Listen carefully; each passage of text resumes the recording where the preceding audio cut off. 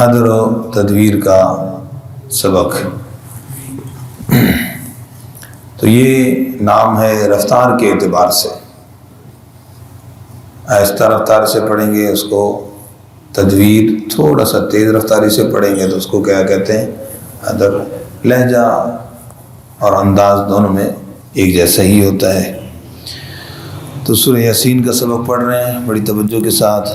मुकरमीन आयत नंबर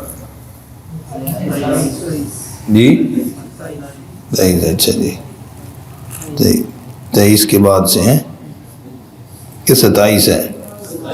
27 है यार, मुझे तो फिर ऐनक निकालनी पड़ेगी जी। अऊज़ु बिल्लाहि मिनश शैतानिर रजीम।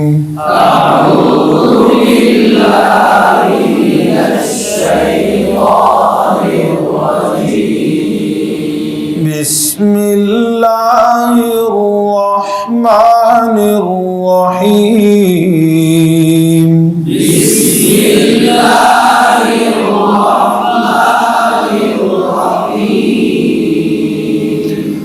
वमा अंज़लना अला क़ौमिही मिन बअदिही मिन जुंदिन मिनस समा।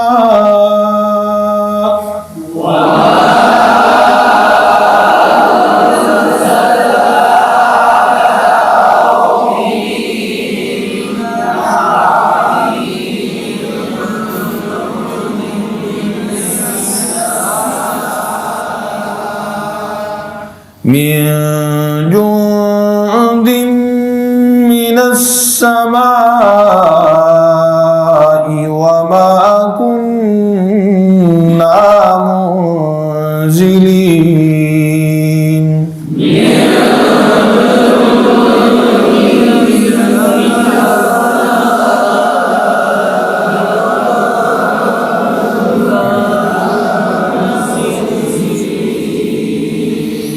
इन कानत इल्ला सयहतन वाहिदतन फइज़ा हुम खामिदून।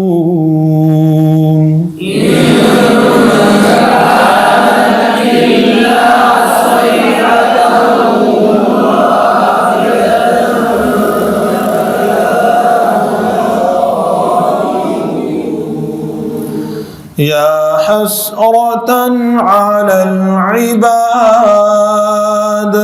या हसरतन अलल इबाद। मा यातीहिम मिन रसूलिन इल्ला कानू बिही यस्तहज़िऊन।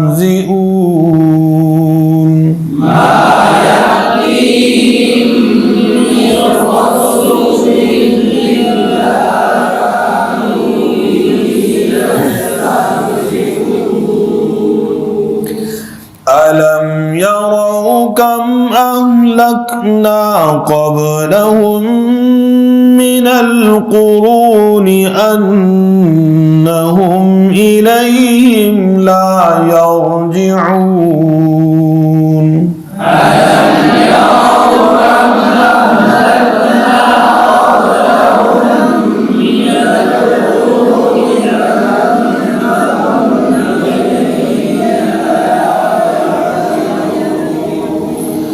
वइन कुल्लुन लम्मा जमीउन लदैना मुहज़रून।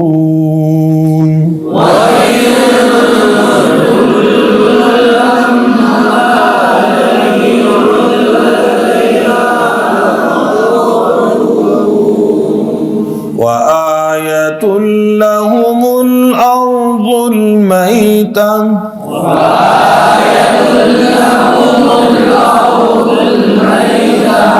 अहयैनाहा व अख़रजना मिन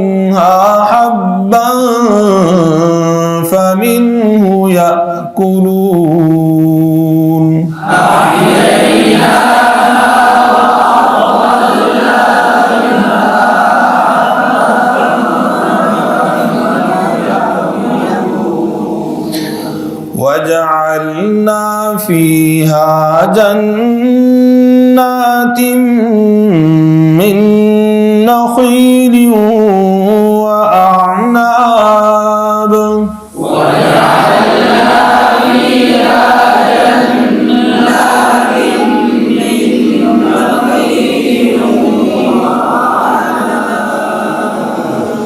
وأعناب وفجرنا فيها من العيون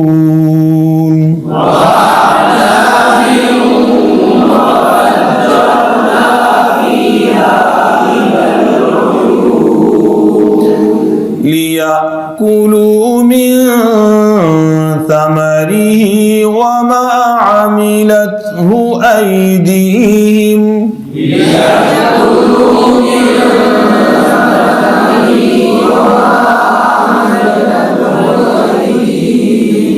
أفلا يشكرون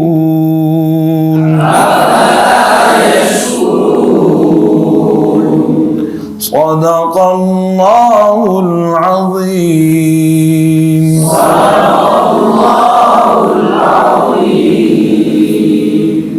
جی بچوں تھوڑا سا اس میں اجرا کہ جیسے بھی ہم نے پڑھا وما انزلنا، تو یہاں پر کیا ہو رہا ہے بچوں؟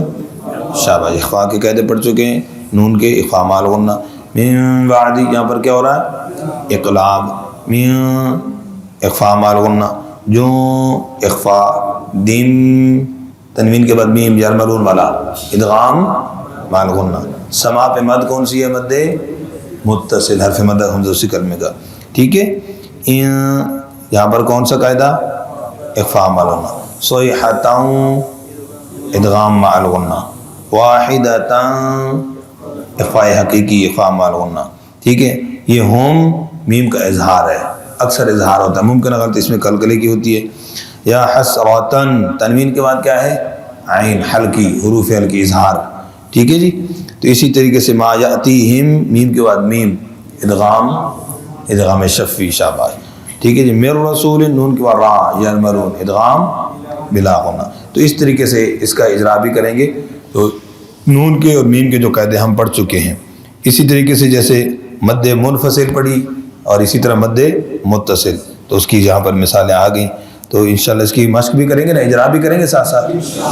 جزاکم اللہ خیر.